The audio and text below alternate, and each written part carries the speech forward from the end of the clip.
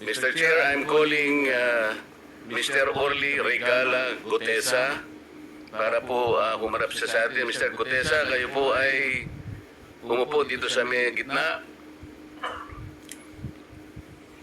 Pakibigyan mo ng kopi si Mr. Chair. Bigyan mo si Chair. Mr. President. Bigyan mo si Mr. President.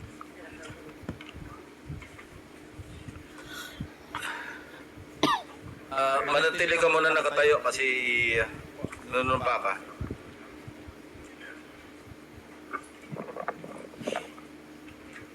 Raise your right hand. Yeah.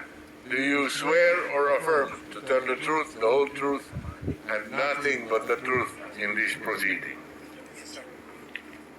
Salamat. Take your seat. You may proceed. You may continue.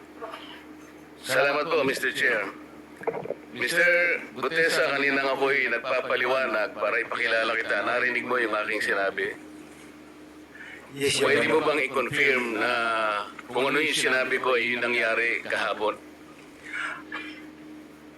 I confirm, Your Honor. Salamat po. At ngayon po ay hawak ko nga ang inyong sinumpaang salaysay na nung draft nito ay binasa ko. Ganun din nga po at wala namang pagbabago. At gusto ko lamang pong sabihin ninyo na mayroong pirma sa ibabaw ng pangalang Orly Regala Gutesa.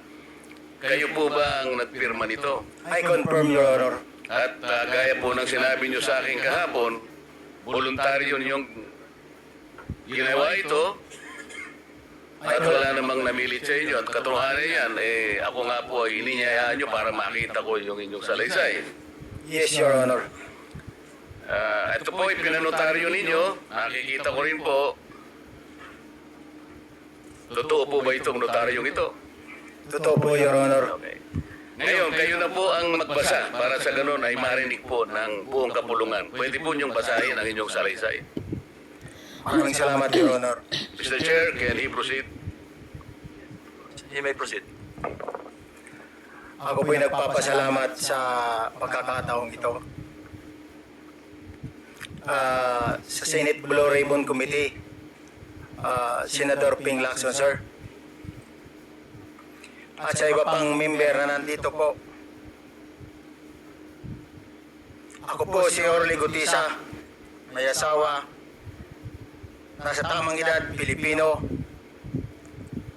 makatapos makapanumpa na ngayon sa umiiral na batas ay nagsasaad at naglalahat ng gaya ng mga sumusunod. Ako po ay lumabas upang magsalita sa isyu na ito. Bilang isang dating sundalo, inalay ko ang aking buhay para sa ating bansa. Sa pagkakataong ito,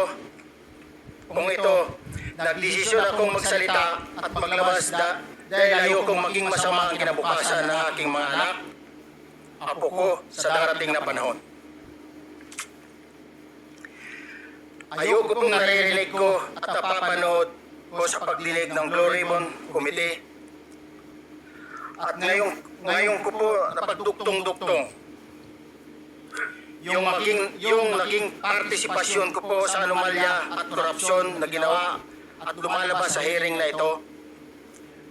Yung palang pera na binubuhat namin at dinideliver mula sa masamang gawain na nagdulot ng baha na ikinamatay ng tao at imbis na gamitin ang pera sa edukasyon, medikal at programa na mapunta lamang pala sa bulsa ng mga politiko. Mabigat po sa akin magsalita dahil may pamilya ako. 4 ang anak ko, nag-aaral pa. May asawa ako at nangangalaga sa aking mga anak at marami akong kasama sa operasyon na may kinalaman na ibabahagi ko sa inyo. Nagtatrabaho lang po kami ng mga kasama kong sundalo sa Philippine Marines. Huwag sana isipin ang aking mga kasama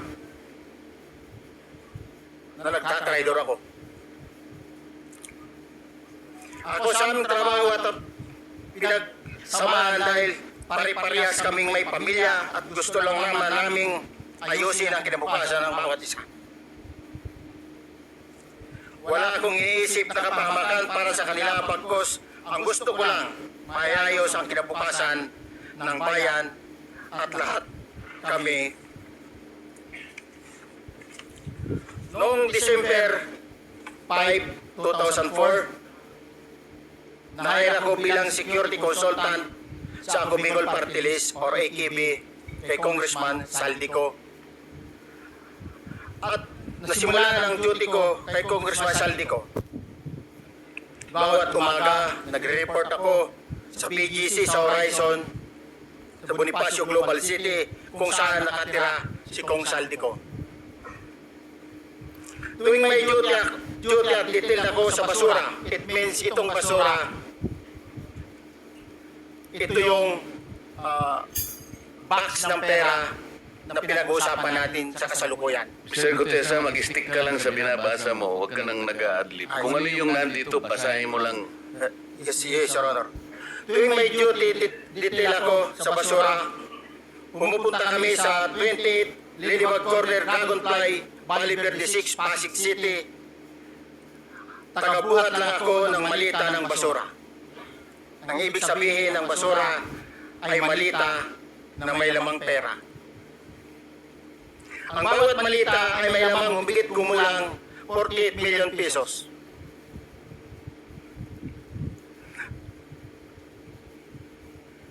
Ang bawat malita ay may pusit na nakadikit na nakasaad kung magkano ang laman ng bawat malita. Tuwing may duty detail sa basura, may pumupunta na tao na magdi-deliver ng basura at nire-receive ni John Paul Estrada at Mark Tiksay. Ang mga executive assistant ni Congressman Saldico at sila ang mga detailed sa mga ganyang activities.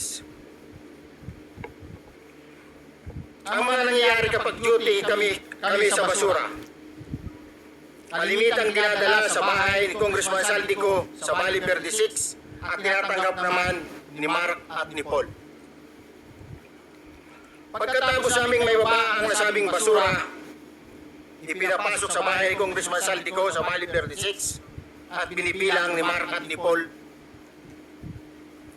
Alam ko na ang laman ng malita ay pera sapagkat nakita ko si Paul na binuksan ang malita at inilabas ang laman para bilangin.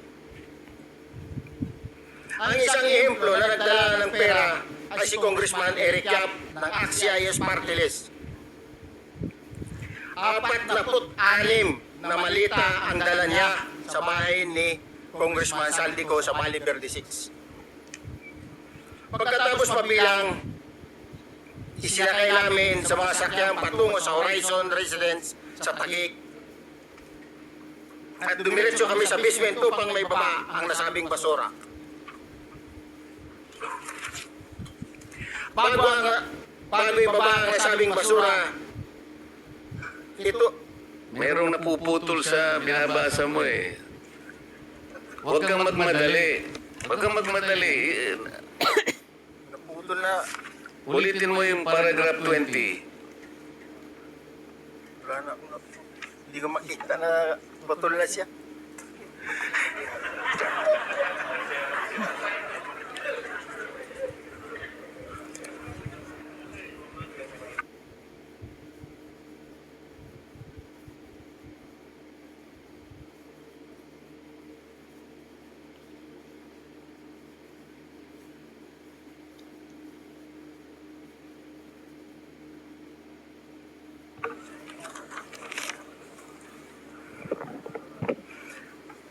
Pagkatapos, mabilang ang sinasakay namin sa mga sakyang patungo sa Horizon Residence, Taguig. Pagdating sa Horizon Residence, dumidiretso kami sa basement upang may baba ang nasabing basura at dalhin sa unit ni Congressman Saldico sa 56th floor sa nasabing lugar kung saan siya nakatira. Bago ibaba ang nasabing basura, ito ay bawas na. Halimbawa, nag-akyat kami ng 46 na malita.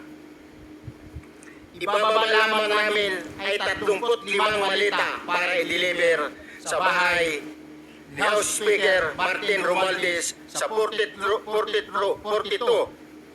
Mackinley Street, Taguig. Ang labing isang malita ay naiwan sa taas ng 56th floor sa Horizon Residence. Humigit kumulang 3 beses ako mismo ang nag-deliver ng basura sa bahay ni Congressman Saldico, sa Horizon Residence at sa mga bahay ni Speaker Romualdez sa 42 Mackinley Street, Taguig. Mas maraming pagkakataon na nag-deliver kami ng basura sa bahay ni Speaker Romualdez at sa bahay ni Congressman Saldico dahil iba-iba kaming mga nakadetailed na close-in, backup at advance party na nagkakaroon ng rotation. Sa huli, ako po ay nagdanais na mapasailalim sa Witness Protection Program dahil alam ko po nanganganib ang buhay ko at ang aking pamilya sa ginawa kong paglalahad na ito. Sa katotohanan na ang lahat ay nilagdaan ko, ang salaysay na ito ay kusang loob at walang anumang pamimilit at bunsod lamang na arin matulungan ang ating bansa. Ito po ay nilagdaan ko, Your Honor. Thank you, Orly. Before you proceed, meron lang ako papakitang litrato sa iyo. No? I-confirm mo, kasama na rin si Bryce, kung iyan ba si Paul na binabanggit mo. I confirm, Your Honor. Yun nga po, Your Honor. Siya po. Okay, so, yeah, for the record, andito po yung litrato nung binabanggit na si Paul. Balyado nito.